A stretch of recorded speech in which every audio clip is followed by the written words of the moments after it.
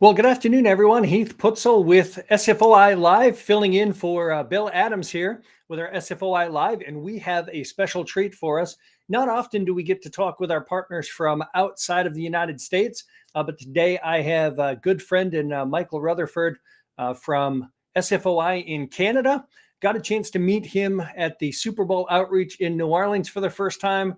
And it was such a treat to get to labor with him as we were on the same team as well. So let me go ahead and bring Michael on. We're going to talk with him and talk about what's coming up here on Memorial Day and see how you can get involved in that as well. So let me go ahead and bring Michael on here.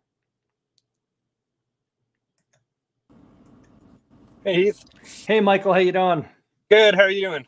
I am doing well. Doing well. What's it like up there in Saskatchewan today? Oh, it's got a cool day here, but spring is on its way, which is exciting.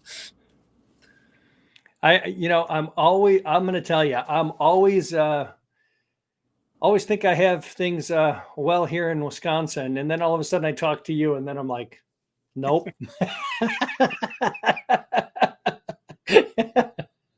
So it's 35. Hey, you're matching the same temperature as we are, so it's a good thing.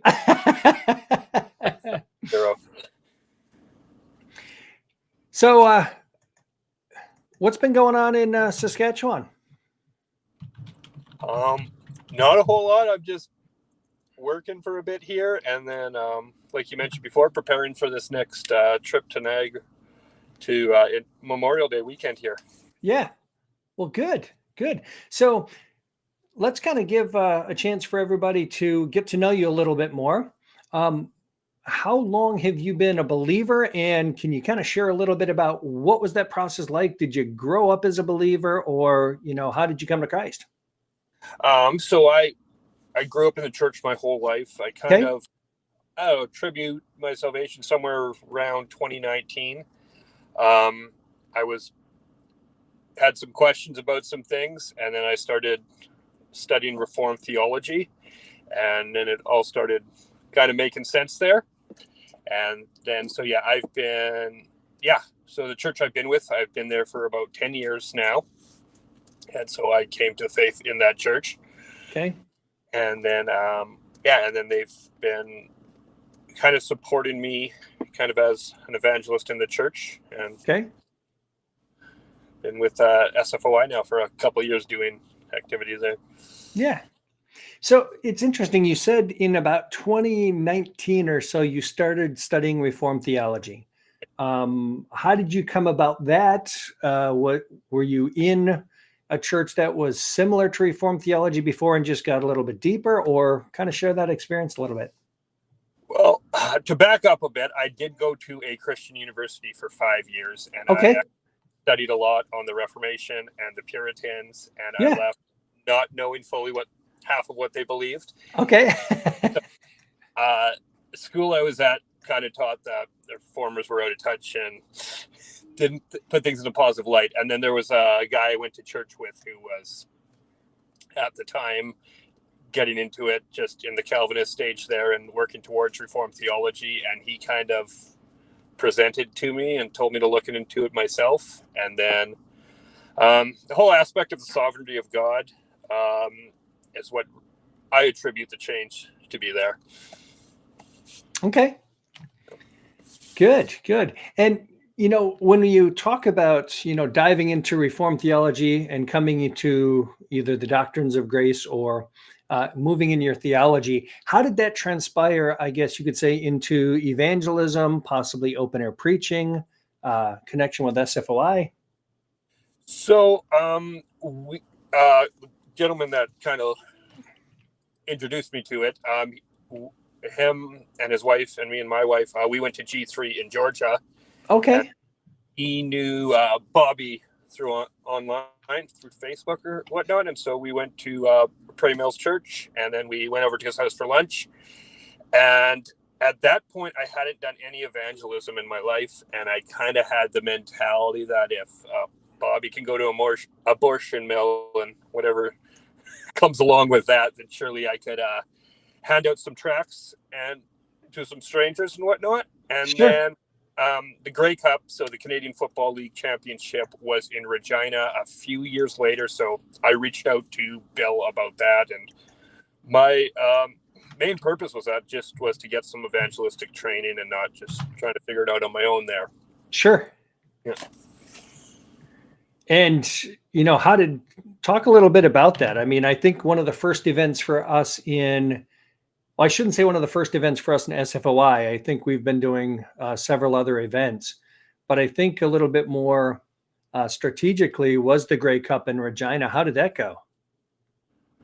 It was pretty good. It was, when we arrived there, it was minus 40 with about 40, 50 mile an hour winds on day one. So it was,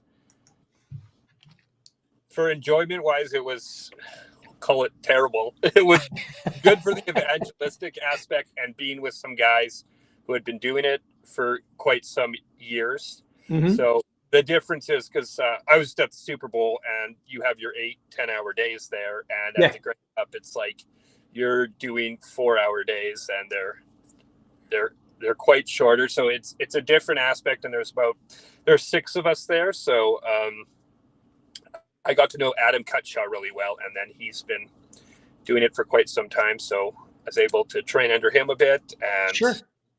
Yeah, just slowly ease into it, which was nice as a newcomer to it. Yeah, good. And, we've been up there visiting with you and partnering with you. And now this year you got a chance to, come down and join us at the Super Bowl. Talk a little bit about that. What was the experience like?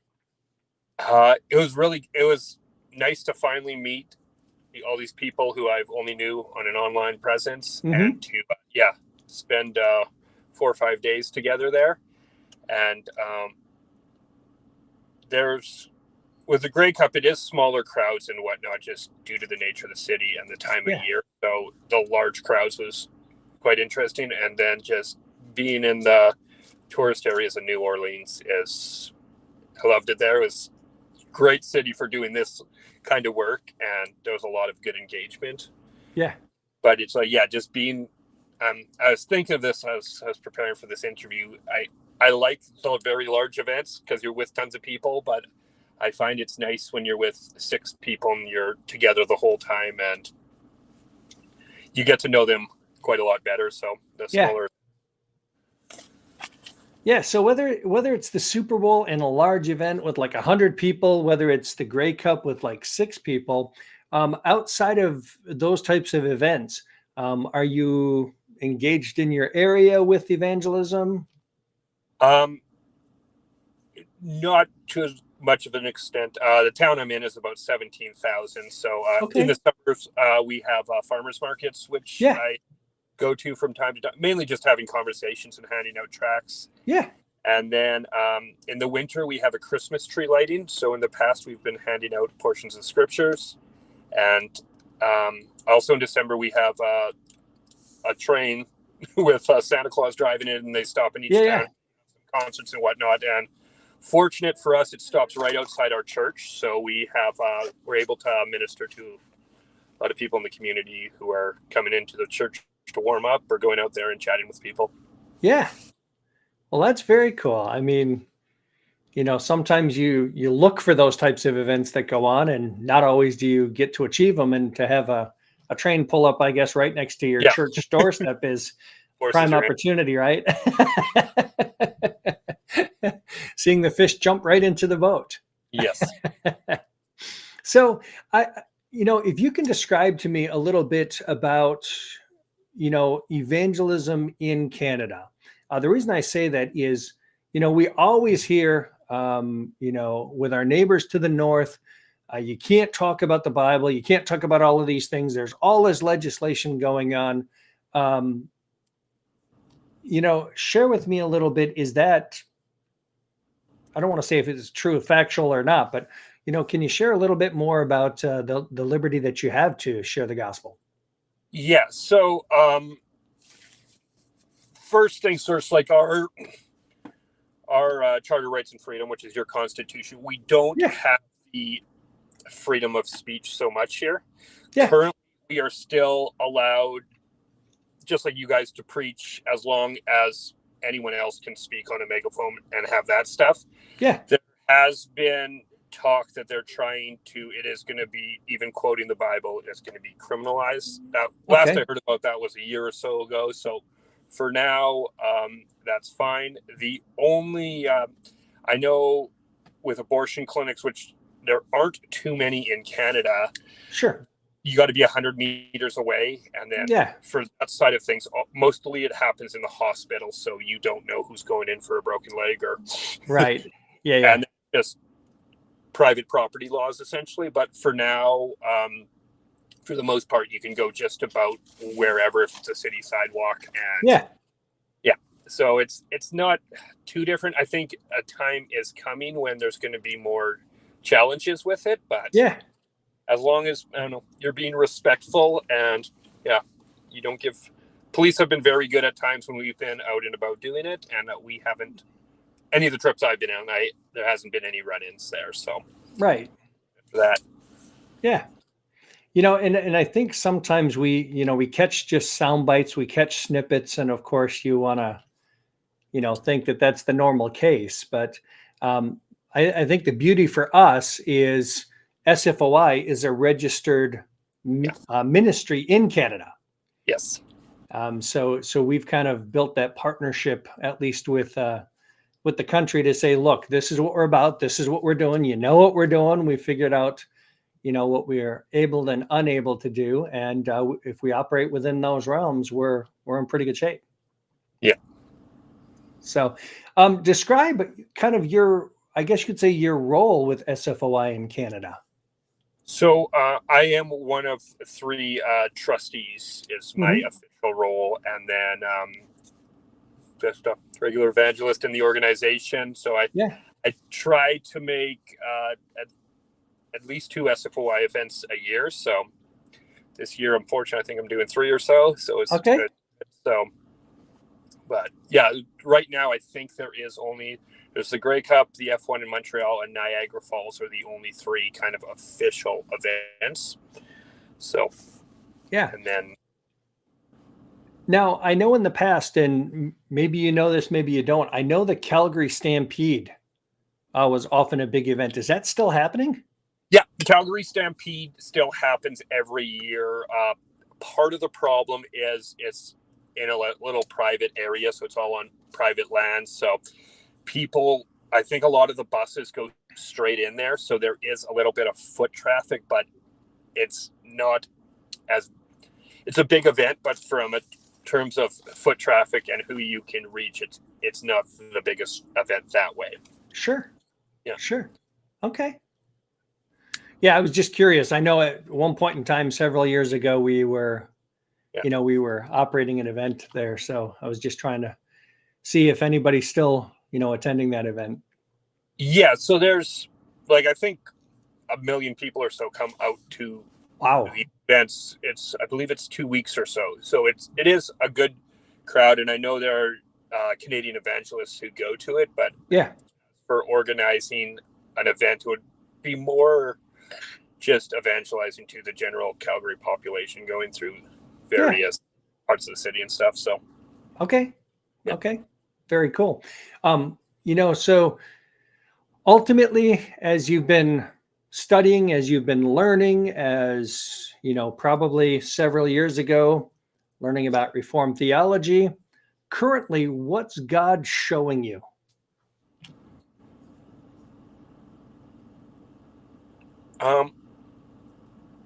Lately, just the need for this work. Okay. And getting out there, and then really just showing how unequipped I am for it, and the necessity of studying. Sure. Yeah. Sure. And I'm going to tell you, I don't know if we ever feel fully equipped. Not trying to negate the gravity of it, but I don't know that we're necessarily can wake up one day and say, I'm fully equipped for this work in it. So, but thanks for sharing your openness about, what the Lord is teaching you and showing you there. So let's talk a little bit about Memorial Day weekend. What's going on and what's going to transpire over that weekend in Niagara? Okay, so yeah, we're going to Niagara Falls. I'm going to get the dates wrong, but I think they're the 22nd to the 26th or somewhere Yes, around sir. there. Yep. So it's Thursday till the Monday. It's Memorial Day weekend. So traditionally, this is one of the bigger of the weekends for people to come to Niagara Falls. Mainly, I've attributed to a weak dollar in Canada, Okay. tax-free gambling, unfortunately. And so a lot of Americans do come out. It'll be interesting to see if that's going to change with everything going on in North America right now. Sure. So the one, we are not allowed to hand out tracts in, they call it that Niagara Parks area, which is Sure. where tourism is. I also attribute that because they're not making any money on what we're handing out, and they want to see who's handing out what and whatnot. So we do have a great preaching spot that we've been allowed to preach at, right by a stoplight, essentially, that crosses the street, which takes you to the falls and where the lake is there.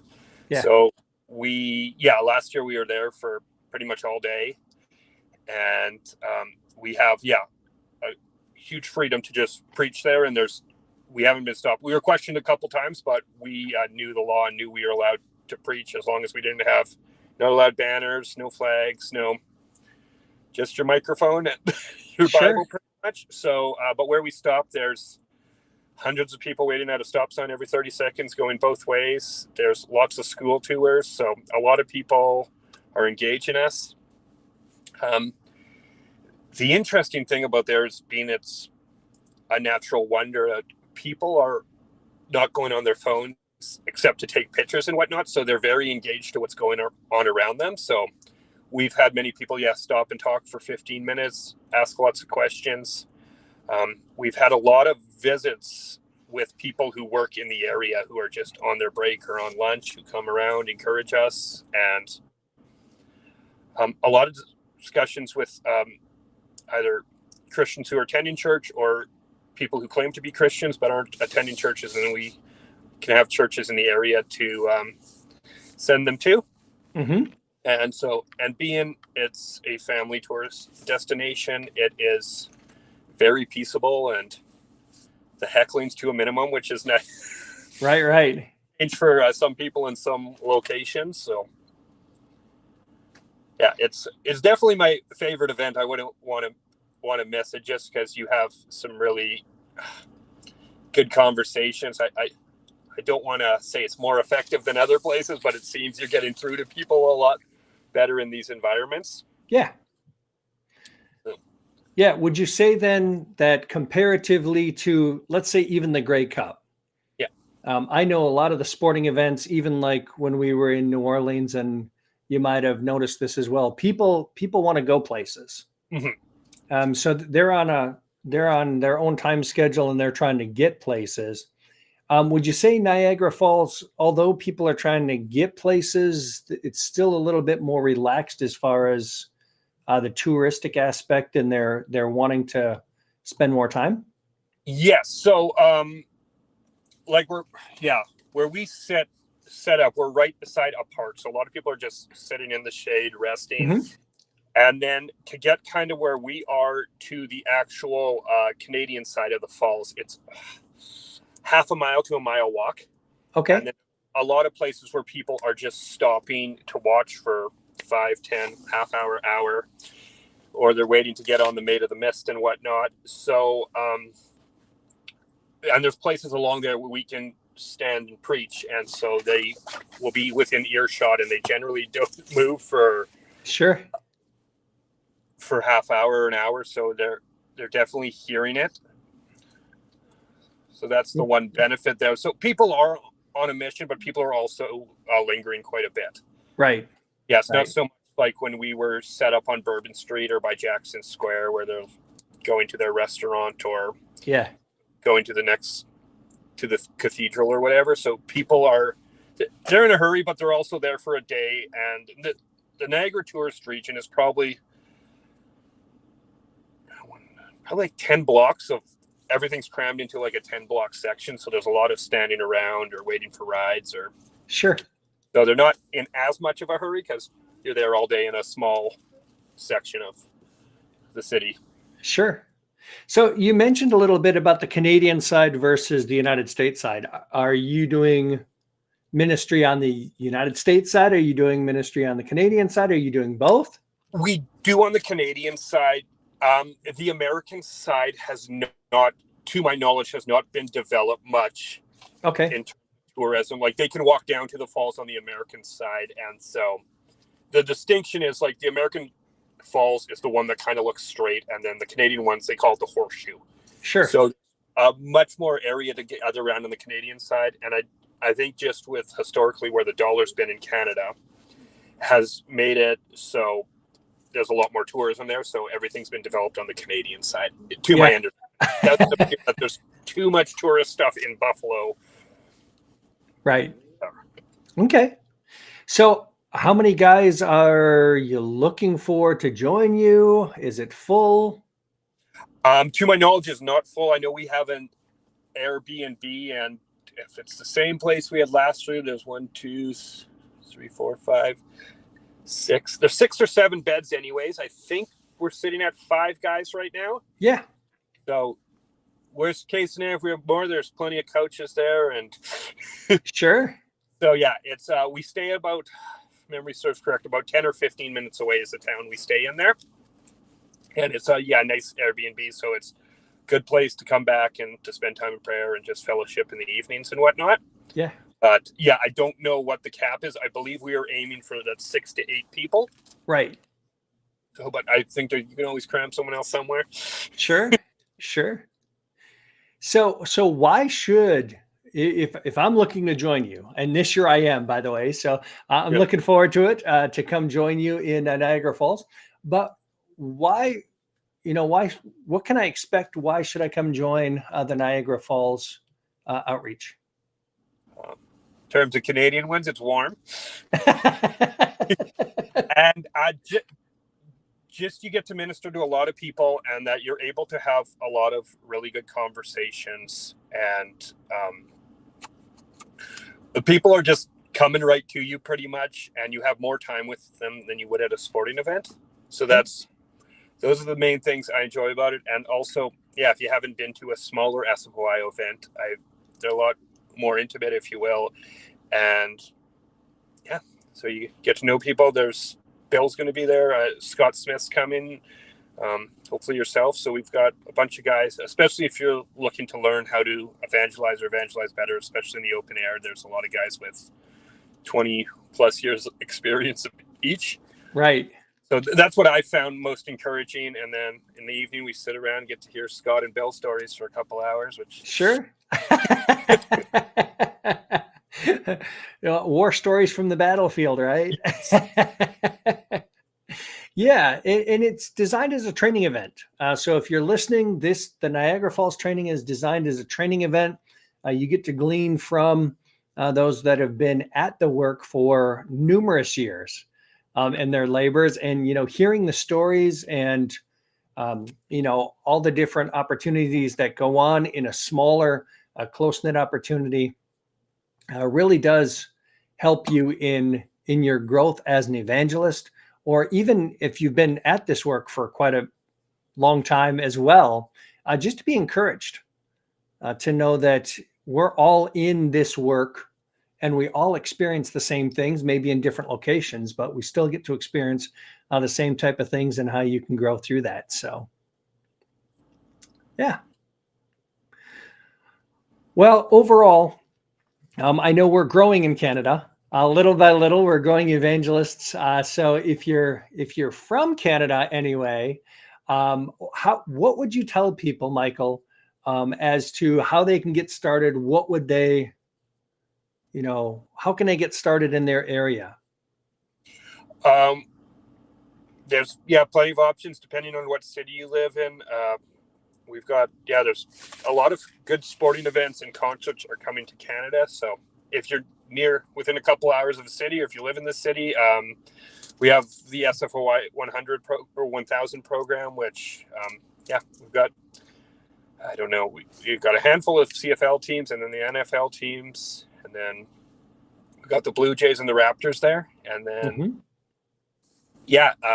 I know in Edmonton, there's a big group of evangelists of the open air. There's probably 80 of them or so who get out to stuff. So reach out to us and at info@sfoi.org. And then either myself or Bill can help connect you with people in various areas or give you ideas for where to go. But like I said before, these events are good for connecting people who are often doing it alone in their area or whatnot. Yeah. It's a good time of encouragement. Yeah. Good.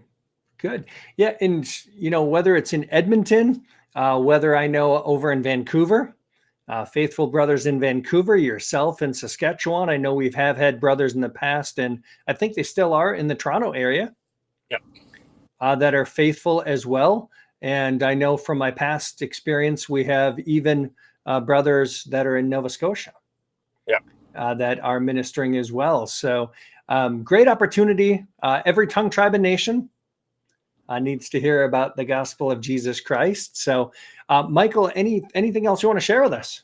Yeah. One other thing I was just thinking, which I've noticed a lot, I think Sterling pointed out more, in Canada, it's very multicultural. So he actually has a great benefit of really connecting to people from Africa or whatnot, just due to his time there. So you see a lot less perceived atheism, and a lot of these people come from different religions. So the whole idea of God, they just don't even deny it. So you're able to learn about their religion and show them the gaps in it and where Christ can be filled in.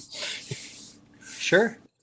Yeah. Well, hey, it sounds like going to be a blessed time coming up here again, May 22nd through the 26th anyway, over Memorial Day weekend. You can find out more information as we have posted here, going up to sfoi.org and click on Niagara Falls or sfoi.ca and take a look at the events out there for the Niagara training. Yes. And then reach out by email and either you can see Bill's number here or info@sfoi.org. Get in touch with Michael. Michael is one of the trustees and, of course, one of the point people in SFOI Canada and heading up also the SFOI 1000 in Canada. So praise God. Well, Michael, it's been a pleasure, my friend. Yes. Thanks for having me on. Yeah. I got to meet you here in the United States, and now my next opportunity is going to be when I'm seeing you in Niagara here in just a little bit. It will be a blessing. Praise God. Well, Michael, keep doing what you're doing and keep raising up laborers there in Canada. Will do. All right. Well, thanks for joining us. You take care. All right. Yeah. Well, Michael Rutherford from Saskatchewan, folks, again, Niagara Falls Training, we're looking for 6 to 8 people and a couple more to join us. So if you have the availability and the logistics to make it to either Buffalo on that side or to Niagara, Ontario, we'd love to have you there. It's going to be a great opportunity, a small, intimate group, which I do really love, as well as the big groups. But the small, intimate groups, you really get a chance to glean from those who have gone before and glean off of them as well. Great opportunity to get kickstarted in sharing the faith, sharing the gospel, preaching in the open air. If you've never done it before, we will help you in that avenue as well. So again, going out to sfoi.org, Niagara Falls, or sfoi.ca. Paul, thank you very much for joining us. I appreciate your input as well. And glad to have you on the SFOI Live. If you're looking for a place to evangelize in the area, reach out to Bill, 423-724-7500 or sfoi.org. Plenty of events going on, not only here in the United States, but also if you go to sfoi.ca in Canada, we have the events listed there as well. And who knows, November is the Grey Cup again. So come join us for the Grey Cup and let's preach so that others will hear, believe, and be saved. Well, until next time, Lord willing, we will see you again next week. And I'm going to give my tagline from Keep Your Finger in the Text as I do on my Keep Your Finger in the Text live. Until next time, keep your finger in the text, and let's keep preaching for the glory of Christ.